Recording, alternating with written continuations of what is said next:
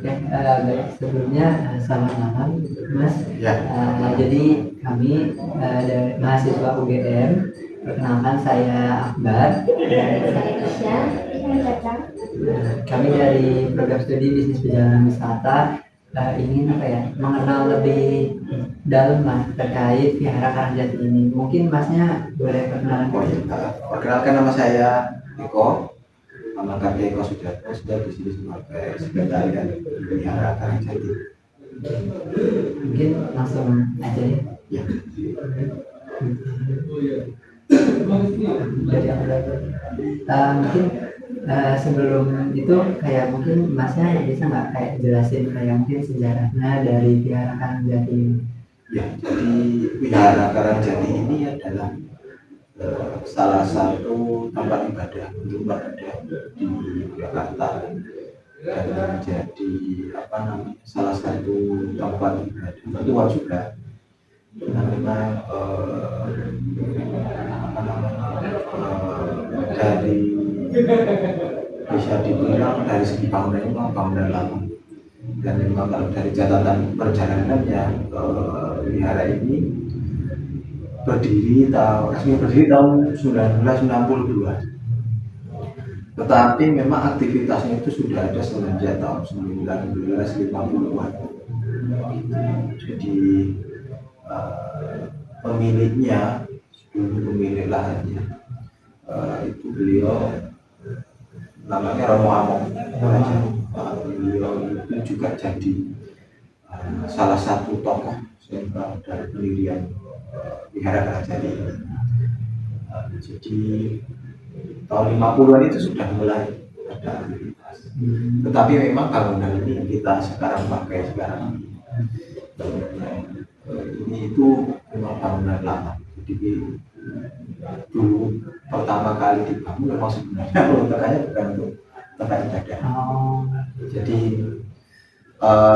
menurut sejarahnya memang bangunan yang ini kecil ini adalah dulunya digunakan sebagai tempat sapi perah pada saat zaman Belanda.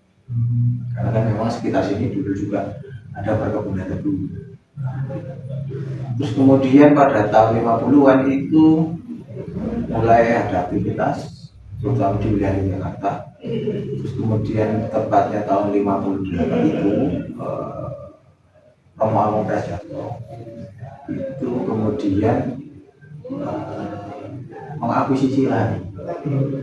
Kemudian juga beliau bersama dengan dua tokoh lain, yaitu satu biksu dari Sri Lanka. Kebetulan waktu itu memang punya kunjungan ke Yogyakarta dan menginap. Itu beliau kan pertama itu menginapnya di wihara kecil namanya Cetia Buddha itu di daerah Saidan. Kemudian bersama dengan tokoh sana juga Pak Nino Budiarjo. Kemudian menyusun kegiatan di sini, kemudian mengubah bangunan itu digunakan sebagai tempat pembelajaran agama Buddha sekaligus tempat juga untuk nanti atau biksu dari Silaret. Beliau namanya Biksu Jinaputa atau Jinaputra. Kemudian memang dulu banyak juga yang tertarik untuk belajar agama Buddha, lebih para penganut kejawen, filosofi dan sebagainya, penganut kepercayaan. Lalu kemudian meski begitu tapi itu belum langsung jadi wihara. Terus kemudian tahun 62 itulah resmi dijadikan wihara. Jadi 62 membangun pagar keliling itu sekaligus resmi jadi wihara Karangjati. Terus kemudian sering berjalannya waktu ya sempat mulai pasang surut, terutama ketika Romo Among Prajato selaku tokoh pendiri itu beliau meninggal dunia tahun 1993. Jadi kan sebenarnya memang pendiri sini itu total ada 8 orang di situ. disebutnya sebagai Jayawolu. Jadi ada 8 orang tokoh yang punya andil mendirikan wihara. Tapi memang tokoh sentralnya sekarang ya orang kemudian Pak Sasulu, terus kemudian baru mulai naik lagi sekitar setelah tahun 98 mulai kembali kelihatan aktifnya. Lalu kemudian tahun 2000-an itu banyak kegiatan mulai disusun, salah satunya juga kegiatan meditasi. Jadi awal itu juga mulai terbuka untuk sebelum-sebelumnya memang hanya banyak umat Buddha aja. Jadi setelah kemudian susunan program, ya salah satunya program meditasi itu dibuka untuk umum kegiatannya. Itu terus sampai sekarang lah jalannya kurang lebih. Jadi bangunan yang sekarang pun sebenarnya belum banyak perubahan. Dari awal-awal mula peresmian sampai sekarang ya. Jadi kan kalau kita perhatikan bangunan ini bukan seperti bangunan yang sekarang.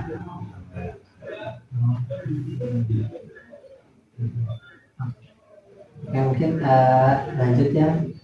Mungkin apa aja sih kegiatan-kegiatan yang ada di Vihara Karangjati ini selain mungkin ya ibadah. Yang itu kan jelas ya ibadah gitu. Mungkin ada kegiatan gitu. Ya kalau yang rutin setiap minggunya ya selain ibadahnya kan setiap hari Rabu malam. Ada lagi meditasi itu setiap Selasa dan Jumat sama jamnya. Jadi juga berbeda. Terus kemudian sekolah minggu untuk anak-anak dan remaja itu setiap hari Minggu jam 9 pagi itu yang rutin. Ada juga yang tidak ada biasanya di sini ya umum.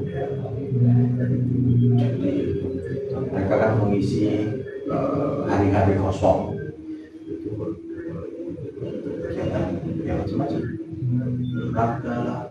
Ada diskusi kecil-kecilan.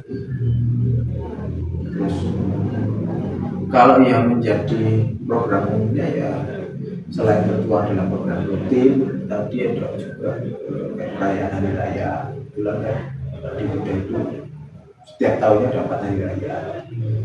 Ada Mahapuja setiap bulan Februari, itu yang paling besar adalah Waisak bulan Mei. Terus bulan Juli ada hari raya Asada. Kemudian bulan November itu ada hari raya Katina. Di 4 hari raya yang besar dan besar. Kemudian ada lagi Imlek tetap ada di sini. Terus kemudian kemarin ada acara untuk hari ulang tahun Kabupaten Sleman. Kebetulan beliaunya Pak Bupati datang ke sini. Terus selain itu bakti sosial juga ada, layanan konsultasi juga ada. Layanan konsultasi biasanya setiap selesai meditasi. Jadi kalau yang konsultasi itu macam-macam, tapi kebanyakan memang kita fokuskan untuk membantu mereka yang punya problem di meditasinya.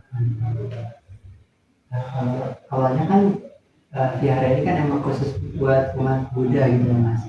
Kenapa sekarang itu ada meditasi gitu? Apa alasannya? Mungkin kenapa sih Vihara Karangjati ini memberikan mengadakan kegiatan meditasi ini?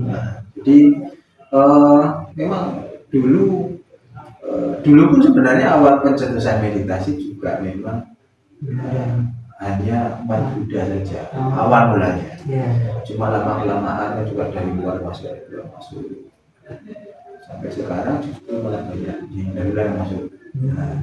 Jadi akhirnya dikemaslah meditasi itu, meskipun ya meditasi itu kesannya mungkin Buddhis banget, tapi kemudian dikemas supaya umum itu bisa menerima. Ya, karena memang pada dasarnya ya eh, banyak yang diajarkan dalam agama Buddha itu sifatnya universal. Artinya tidak melulu dia harus ada, sebenarnya bisa dipraktekkan. Nah, terus kemudian juga selaras dengan misi-misi wihara. Jadi salah satunya adalah wihara ini menjadi rumah pengembangan spiritual dan kebahagiaan bersama. Jadi tanpa memandang latar belakangnya apa, jadi semua bisa merasakan manfaatnya. Kalau saya mau nanya lagi, kalau misalnya ini Pak terkait sekolah minggu itu kira-kira yang dipelajari itu apa aja sih? Kalau sekolah minggu itu ada ibadahnya juga, tapi kebanyakan yang dipelajari sih lebih ke dasar-dasar sih, dasar-dasar dalam Agama Buddha. itu apa, terus dikemas dalam bentuk yang lebih menyenangkan. Ya, karena itu memang yang dari anak-anak. Nah, berarti emang khusus buat anak-anak ya kalau sekolah Iya, minggu itu? ya. Sebenarnya sih remaja juga bisa, cuma memang akhir-akhir ini memang fenomena remaja untuk datang ke sekolah minggu jarang. Jadi banyak kan anak-anak, makanya kemudian pengajaran itu ya akhirnya menyesuaikan. Kalau remaja fenomenanya adalah begitu mereka udah SMP itu kayak gitu tadi. Jadi beberapa kita dorong untuk ikut kegiatan pemuda saja. Kalau yang namanya yang ke pemuda itu Ada di sini namanya Patria Pemuda Terawat Indonesia. Organisasinya itu. Oh, organisasi. Jadi pemuda. Jadi wihara ini pun sebenarnya jadi sekretariat berapa organisasi? 3 tempat organisasi. Ya, jadi ada organisasi namanya Makabudi, Majelis Agama Buddha Theravada Indonesia. Majelis itu menaungi para wanita rohaniawan selain biksu. Terus kemudian ada lagi Wandani itu wanita Theravada Indonesia, isinya ibu-ibu. Kalau yang muda namanya Patria dan Theravada Indonesia. Terus juga ada kan yang Dhamma Syariah itu juga ini ya. Kalau Dhamma Syariah kebanyakan dihandle sama pemuda. Yang khusus pemudanya itu ya. Yang Tapi ya kadang meskipun dihandle pemuda juga maksudnya topiknya apa itu juga bisa diikuti segala umum segala usia. Masuk pun kemarin sebelum Waisak juga mengadakan seri, tapi itu kita secara lebih luas. Artinya temanya itu bisa diikuti umum. Jadi kemarin jalan 2 kali bulan kita full topik besarnya adalah tentang mengatasi gangguan kecemasan dan apa namanya, satu lagi adalah pandangan tentang gangguan kecemasan. Jadi 2 pembicara dengan tema besar.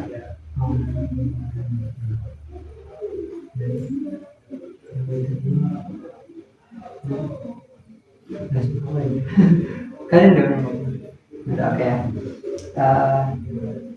Ya kalau di sini itu kira-kira banyak nggak apa namanya orang yang datang ke sini tentang untuk meditasi ataupun namanya? Kalau banyak sih ya nggak gitu juga ya.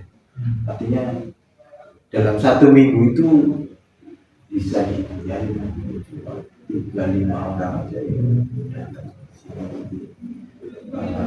Kecuali memang kayak ada masa-masanya.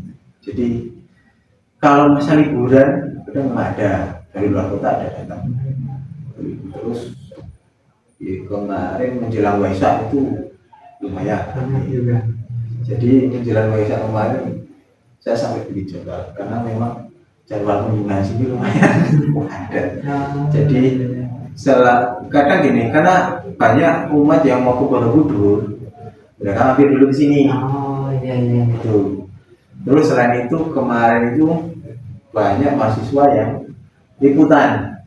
Jadi kan memang wihara ini juga jadi salah satu tujuan teman-teman di Tasikmalaya buat belajar. Itu salah satu. Jadi kadang kalau mendekati Waisak ya memang waduh sekali benar. Terus selain itu yang normal ya paling ada datang sembahyang, terus ada juga apa namanya sekedar ria-ria saja. Kalau di Waisak itu apa? Sebelum Waisak ataupun Waisaknya itu sendiri, itu kalau di Vihara Kanjeng itu ngapain? Maksudnya ibadahnya itu ngapain gitu? Nah, jadi kalau sebelum Waisak itu kan sebenarnya udah ada namanya sebulan perdana Ramadan. Jadi 30 hari sebelum Waisak memang sudah dimulai kegiatan-kegiatannya. Jadi selain ibadah itu juga ada tadi diskusi tentang sharing. Terus ada rangkaian lagi namanya bakti sosial. Kemarin juga bakti sosial itu terapi kesehatan untuk terus kemudian ada lagi yang untuk anak-anak juga ada. Jadi selama 1 bulan itu termasuk juga kita mengadakan kunjungan ke rumah-rumah, ada keliling gitu, jadwal dalam 1 bulan sebelum Waisak. Kalau ibadahnya ya rata-rata cuma apa namanya memang momennya sedikit beda, yaitu momen yang soal Waisak. Waisaknya kemarin kita acaranya 2 kali. Yang pertama tanggal 5 Mei itu menyongsong Waisak, kebetulan dihadiri oleh kepala dari Bandung, beliau yang beliau itu banyak baru dan terus kemudian yang puncaknya adalah tanggal 15. Nah sekarang belum masuk ke bagian amenitas nih Mas. Di sini di Vihara Karangjati ini ada fasilitas apa saja yang tersedia untuk mendukung kenyamanan jemaah umat Buddha dan pengunjung lain saat ini? Jadi yang ada di dalam sini itu pertama adalah apa namanya, ada di ujung sana ada sebenarnya itu tempat baca. Ada terus kemudian itu masuk ke sini, ini adalah ruang ibadah utamanya. Yang kedua di luar sana, kemudian sana juga masih ada fasilitas baca lagi, tapi di sana ukurannya memang lebih ke kitab suci di samping altar itu. Kemudian selain itu juga ada kantor di sana, kantor ada 2 sama putih itu tempat singgah untuk jadi kalau ada yang di sini ya tinggal putih, namanya putih. Terus ada toilet belakang situ ada apa dan dapur. Terus akses masuknya dari depan sana. Kebetulan ada 2, yang sebelah kanan itu tangga, yang sebelah kiri akses biasa biar orang-orang dengan disabilitas bisa masuk. Lalu untuk total pengurus di Vihara Karangjati ada berapa? Ada 20-an. Oh. Ada 20-an. Lalu biasanya kayak nih tadi kita selesai meditasi, disediakan makanan gratis, itu biasanya nyiapin pengurusnya juga. Pengurus juga.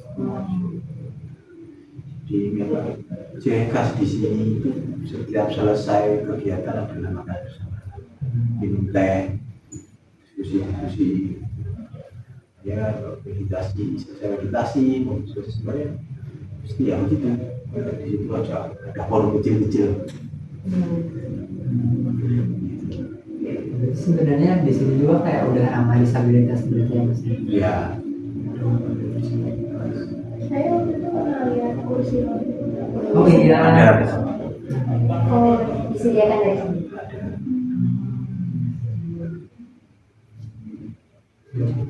Kalau menurut Masnya sendiri gimana sih aksesibilitas, maksudnya dari kota ke sini itu gimana menurut Mas? Kan ya bisa dibilang itu kayak masih di tengah kota juga ya, maksudnya orang-orang juga kayak tahu jalan ke sini, gimana sih menurut Mas ini? Ya, memang kalau bagi orang yang baru memang masih kesulitan cari lihat. Benar. Kami jujur pertama kali kemarin ke sini juga sempat nyasar karena belum Mas ya Mas. Karena Terus sekarang ini masuk ke dalam. uh-uh. Jadi memang kalau baru banget memang pasti akan agak susah.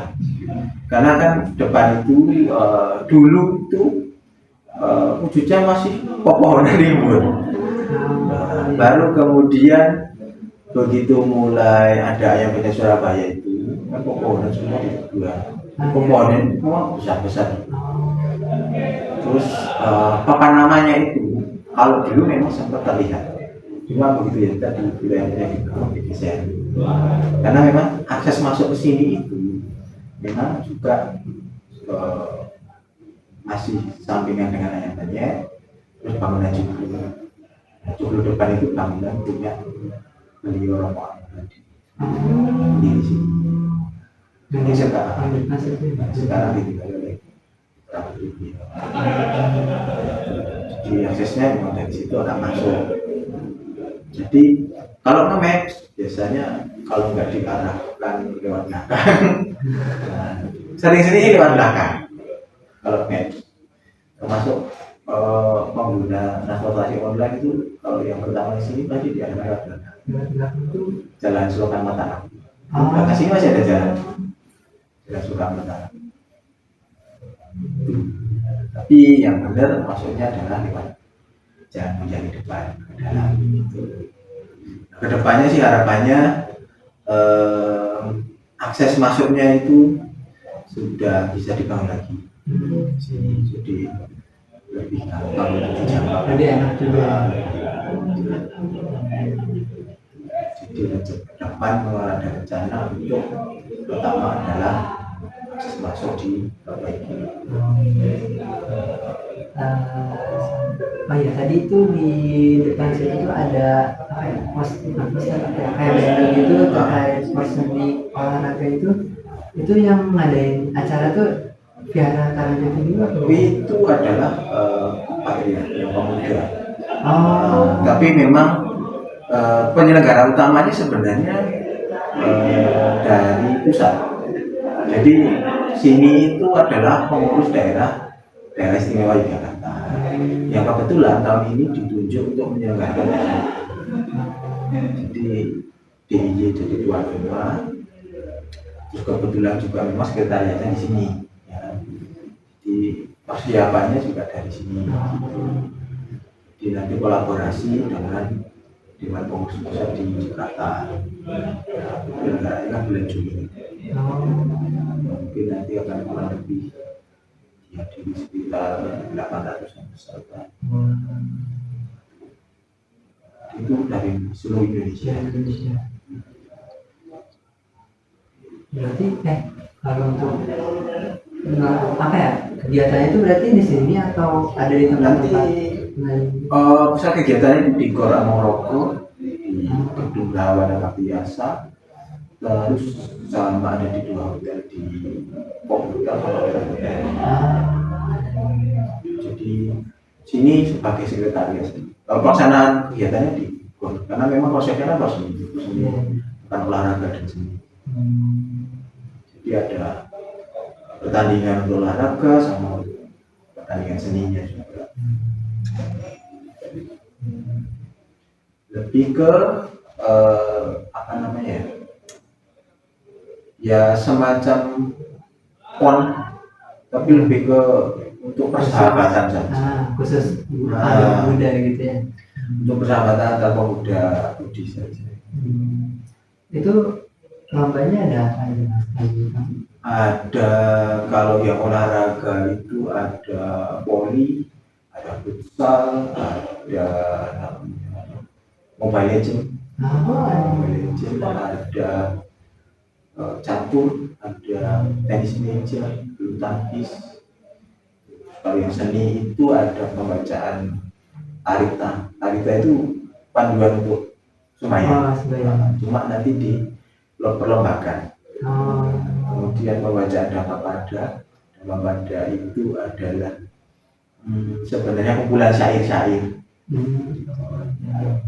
Itu nanti akan dibacakan, syair-syairnya akan dinampilkan. Terus kemudian ada seni tari kreasi, ada lagi penyanyi solo, stand up comedy, ada lagi public speaking.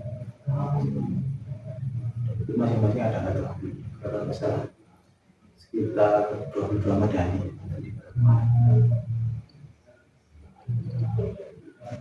Kalau boleh tahu, Mas Eko sudah menjadi pengurus di Vihara Karangjati ini selama berapa lama ya? Saya 2 tahun. 2 tahun. Oke, pengurus. Terus kalau boleh tahu yang tadi apa? Yang pimpin meditasi, itu memang yang selalu pimpin meditasi gitu ya? Sebenarnya di sini ada 3 SPP. Oh, ada gitu. Ada 3, dan memang setiap minggunya beda-beda. Dijadwalkan beda-beda. Selain 3 itu pun kadang ada juga yang kesulitan. Tapi yang utama adalah 3 SPP untuk meditasi.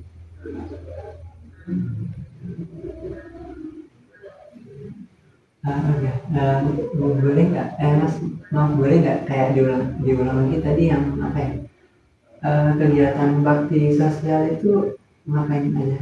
Oh iya, yang bakti sosial tadi kemarin sih bentuknya terapi kesehatan. Terapi kesehatan. Jadi kita di sini kerjasama dengan para terapis dari OHP, Perkumpulan Budi Abadi di Bintan. Jadi mereka punya perkumpulan, namanya terapinya adalah longevitologi. Jadi kita adakan di situ, di sini kerjasama dengan mereka. Mereka datang kalau nggak salah sekitar 25 terapis. Terus kita buka untuk di warga sekitar maupun juga dari sekitar Jogja. Kemarin kalau nggak salah yang terdaftar itu 130-an orang.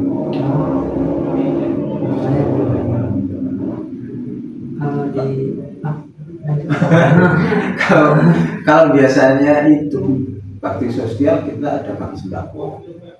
Kalau menjelang Waisak atau bingkisan yang positif. Tapi tahun ini kebetulan ada kerjasama dengan terapi dari OHP itu, jadi kita ada yang itu. Terus yang kemarin menjelang Imlek itu kita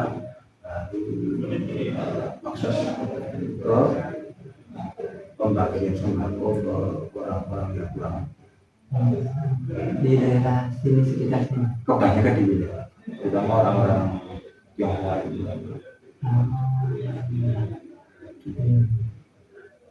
Kalau di daerah di dekat-dekat sini ada nggak mas kayak ATM atau fasilitas umum di dekat sini ya, pom bensin itu ada ATM-nya, Indomaret depan itu ada ATM-nya juga. Apa sih? Kalau di Jogja sendiri, vihara ada berapa? Vihara, kalau Jogja sendiri ada berapa ya?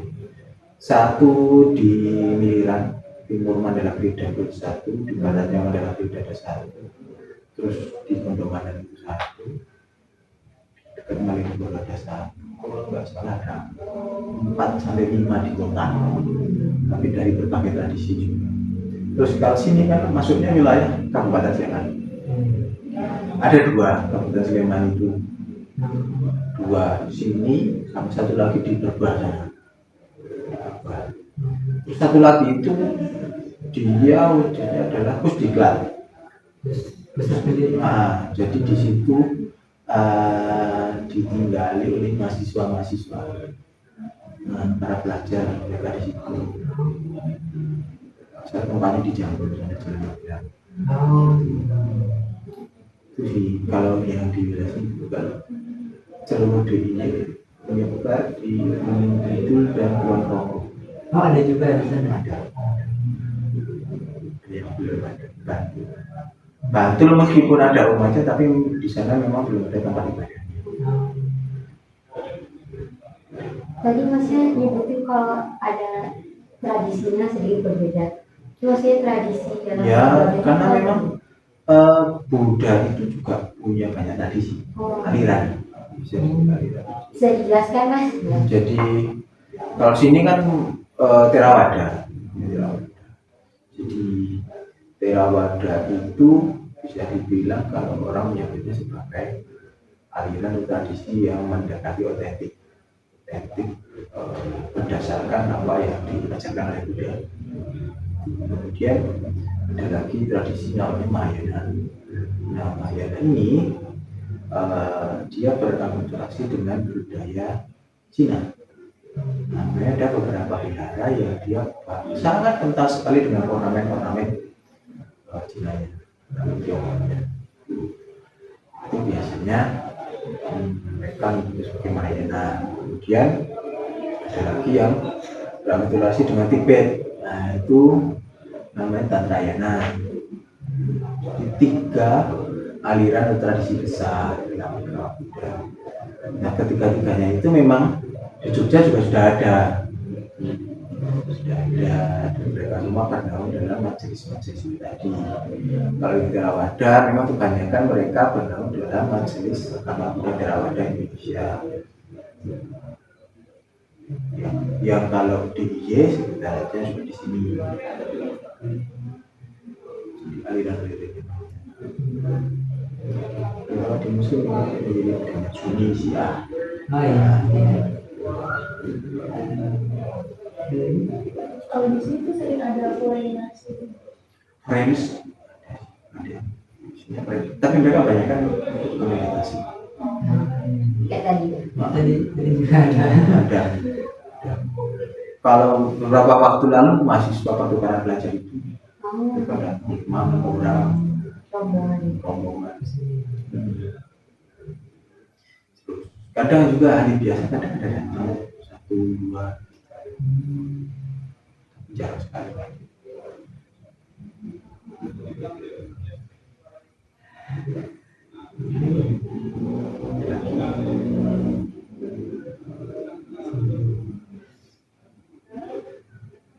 Bisa panggilkan. Oh ya mungkin di sini pernah ada nggak maksudnya kayak tentang mungkin kendala apa ya, kendala atau kekurangan gimana ya Kendalanya. ya kendala-kendala yang pernah dialami mungkin di vihara ini. Kendala secara di sini nggak ada sih ya. Maksudnya toh kita juga punya hubungan baik dengan masyarakat sekitar. Kemudian dengan aparat pun juga kita punya hubungan baik. Jadi tidak ada kendala-kendala khususnya. Ya kalau dalam internal sih ya dinamika itu ada, itu sudah lumrah biasa. Tapi kalau dengan sekitar, dengan sesama umat juga semuanya. Kalau ini tadi pas meditasi itu emang pakai ada yang nama bahasa ya. Dan kalau kita nanti saya panggil beliau yang bisa menjelaskan. Ada Iya tadi. Iya siapa ya? Oh bahasa ini. yaitu jadi kan memang kalau meditasi Buddhis ya sebenarnya kalau sesuai dengan tradisi sini yang Theravada tadi ya sebenarnya lebih banyak kayak duduk bersila kan ini yang kita lihat di belakang ini patung Buddha ini sebenarnya ya, cuma itu tadi karena kemudian kita kemas supaya umum bisa menerima kita kombinasi dengan yoga ada relaksasinya juga Tapi ya sebenarnya seandainya nggak dikombinasikan gitu berarti emang ada istilah-istilah atau melakukan sesuatu yang khusus agama Buddha ini gitu. Ada sebenarnya. Jadi kalau meditasi yang bersila ini ya lebih banyak duduk lebih ke pengamatan nafas. Nafas itu kalau di Buddha yang menyebutnya meditasinya adalah anapanasati. Nah itu mereka diterjemahkan sebagai meditasi menyadari keluar masuknya nafas. Terus kemudian ada lagi namanya pemancaran cinta kasih. Jadi itu adalah kita berusaha untuk memancarkan cinta kasih entah itu ke diri sendiri, ke keluarga, ke teman, juga ke semua. Nah itu disebutnya sebagai meta. Meta itu cinta kasih, lawannya adalah pengembangan hati. Kalau postur meditasinya itu sebenarnya nggak cuma duduk bersila, ada posisi berdiri, berjalan, berbaring juga ada. Berbaring itu bisa kita praktekkan misalnya saat kita sedang sakit, tapi juga bisa kita lakukan dalam keseharian. Itu kalau misalnya kita mau tidur itu bagus. Dan itu kita inginnya terhindar dari mimpi buruk. Tujuannya itu kita lebih rileks menjelang kita istirahat. Kalau untuk kegiatan meditasi, apa cuma di vihara lain juga melakukan kegiatan meditasi atau hanya di Karangjati? Sebenarnya program-program seperti itu dijatuhkan oleh masing-masing pengurus wihara, dan itu enggak semua wihara ada. Beberapa mereka cuma fokus di kegiatan sembahyang, sekolah minggu, perayaan daya dan sebagainya. Nah, meditasi yang seperti ini memang kalau di wilayah Jogja yang bisa ditemui yang bagi Karangjati ini. Kalau di wilayah lain belum ada. Kalaupun ada, itu pun belum sereguler sini. Terus karena juga secara operasional juga beda. Ada wihara yang dia cuma buka di weekend aja. Sementara sini hampir tiap hari buka. Saya mau nanya juga kan kebetulan kami juga tahu Vihara Karangjati itu dari Instagram ya Mas. Nah di Instagram itu emang sampai sekarang masih aktif apa? Itu juga terus juga kayak Vihara Karangjati ini nggak melakukan promosi untuk misalnya meditasi ini promosi ke mana-mana gitu misalnya atau Ya kalau sekarang sih kita banyak cuma di Instagram, media sosial aja. Terus kita punya grup di WhatsApp juga. Kita promosinya cuma lewat situ aja. Instagram sama WhatsApp aja gitu. Jadi jarang sekali kita menggunakan yang namanya link surat, link undangan. Sekarang jarang sekali. Termasuk juga perayaan hari raya itu juga sama. Kita sekarang cuma banyak di media sosial, WhatsApp itu aja. Itu pun yang datang sudah banyak. Momen-momen perayaan itu hampir 200 orang. Kalau TikTok belum. TikTok itu ada, cuma memang nggak aktif. Jadi lebih aktif di Instagram. Instagram, Facebook, sama YouTube. Itu kalau di momen perayaan kan streaming. Iya. Sama beberapa postingan video-video sama yang juga di situ. Berarti kemarin waktu Waisak itu semua maksudnya yang ada di sini tuh pada ke Borobudur juga atau Beberapa sih ada, beberapa ada. Cuma sini juga banyak juga yang datang ke sini. Jadi kan memang ada majelis atau organisasi yang mereka tetap ngadain wihara di sini. itu kan ada di mana. Terus kalau yang lain kan selain ke Borobudur ada juga yang ke Candi Sewu, ke Candi Sumba. Iya itu tadi, umat kan nggak kita bisa paksa harus ke Candi Sewu sama itu ya dia wihara tetap mengadakan itu mau fasilitasi untuk mereka yang memang nggak bisa ke candi, salah satu itu. Saya mau nanya juga, kan di Borobudur itu di Waisak itu biasanya suka nerbangin lampion gitu ya Mas. Nah, itu ada nggak filosofi mungkin maksud tujuannya sama agama Buddha itu apa gitu, ada nggak? Sebenarnya kalau lampion itu sebenarnya bukan tradisi. Oh, bukan reaksi Buddha. Tradisi wong itu juga kan jalan 3 kali atau 4 kali. Itu memang ada salah satu negara itu yang mereka punya festival Waisak. Nah, kalau di sana mereka menyebutnya sebagai Buddha Birthday. Karena memang kan Waisak itu salah satunya memperingati hari kelahiran Buddha. Nah, jadi kebetulan di negara itu karena memang yang di highlightnya adalah kelahirannya, itu yang dirayakan besar-besaran. Salah satunya ada hampir juga. Kemudian itu di Indonesia juga diadakan di Borobudur. Tapi memang secara landasan kajiannya memang bisa dibilang tidak ada.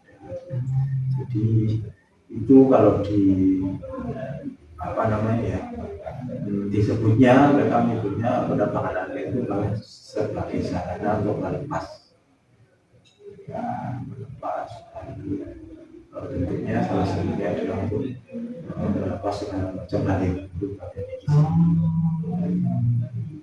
Jadi sebenarnya itu lebih ke tradisi perayaannya gitu Ya, ya. tradisi perayaannya. Makanya nggak heran kalau akhir-akhir ini menjelang Waisak tiket untuk penerbangan lampion itu semuanya sold out. Iya, iya, susah dapatkan, susah dapatkan. Ya, itu itunya.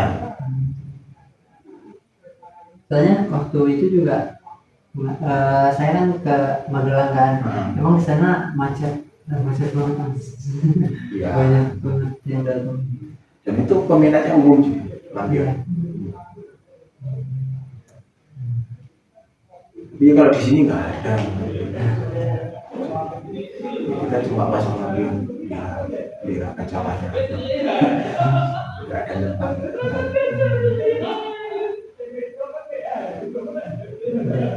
Udah. Nggak ada lagi. Oke, mungkin cukup segitu aja. Mungkin Mas pertanyaan-pertanyaan dari kami. Mungkin mohon maaf mungkin kalau misalnya kita ada salah kata atau mungkin ada perbuatan yang tidak enak. Ya. Terima kasih. Sama-sama, terima kasih juga. Terima kasih ya Mas Iko sudah menjelaskan menjawab pertanyaan kami dengan baik. Kalau longgar selalu bisa.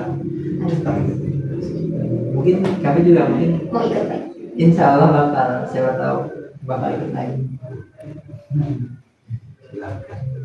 Banyak itu meditasi dikaji mahasiswa UI makan dewi.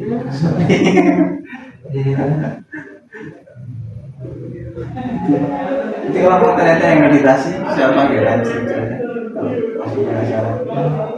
Mau apa sih? Ya nggak apa sih. Dan